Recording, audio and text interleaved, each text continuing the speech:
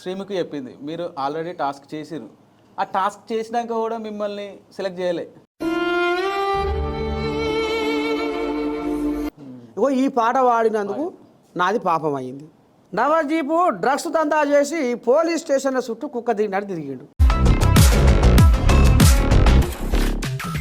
ఇప్పుడు బిగ్ బాస్లో ఉన్న వాళ్ళంతా 25 నుంచి 30 సంవత్సరాలు అట్లా.